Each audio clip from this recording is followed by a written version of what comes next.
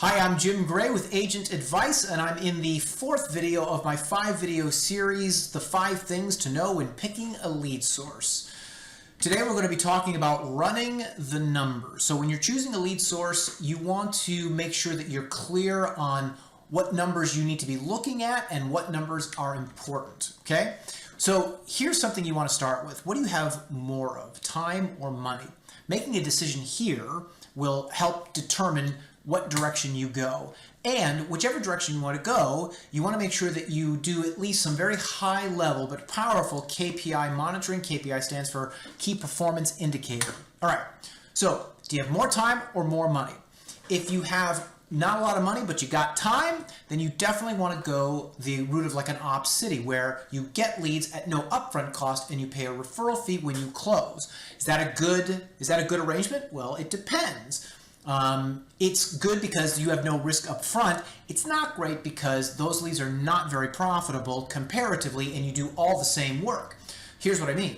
Let's say you sell a house for $250,000. Let's say the commission's 3%.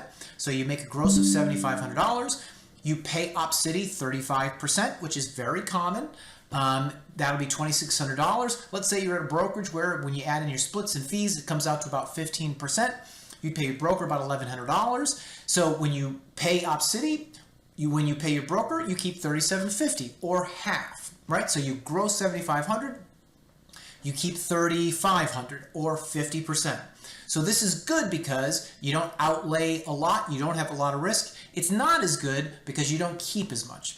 But let's just say you have more money than time, then you might be looking at paying for leads. A good place to pay for leads is Google pay-per-click, right?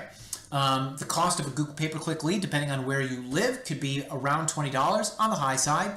Let's say you have a conversion rate of about 2.5%. So what that means is the cost to generate a close on a Google pay-per-click lead's about $800. So if you were to look at it like it was a referral fee, in the same scenario, the GCI was $7,500. The cost to close is $800. So you paid $800 in leads to get that $7,500. You're still paying your broker 15% or $1,100. But in this scenario, you're keeping $5,575. So you're keeping about 74% of the total check. So that's a good situation.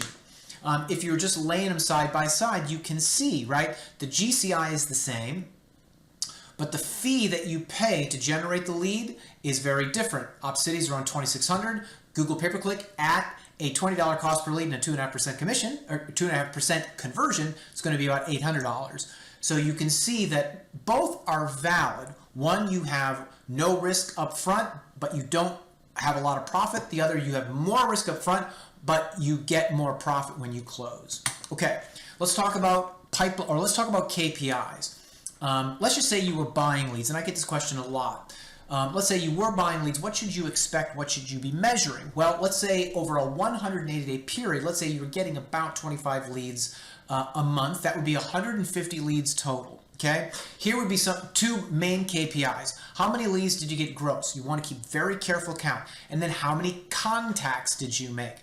I can tell you that an internet-generated inbound lead, if you're making 40 to 50% contact rate, you are doing good.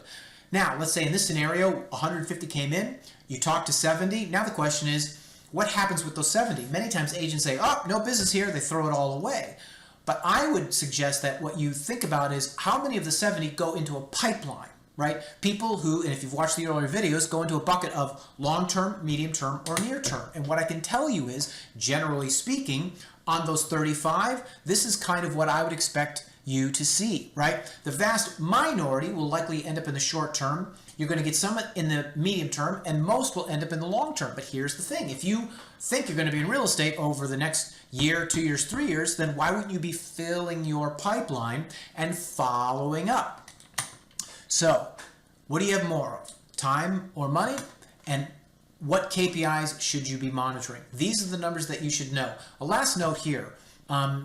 Many agents that I know do both. So they're getting leads where they're only paying a referral fee. They don't love that because they're not profitable, but they're also paying for leads where the profit is higher, but there's more risk. But what I can tell you all these teams do is they watch very closely the KPIs. How many leads are they getting? How many contacts are they making? How many people are going into the pipeline? Super, super important. I'll see you in the last video.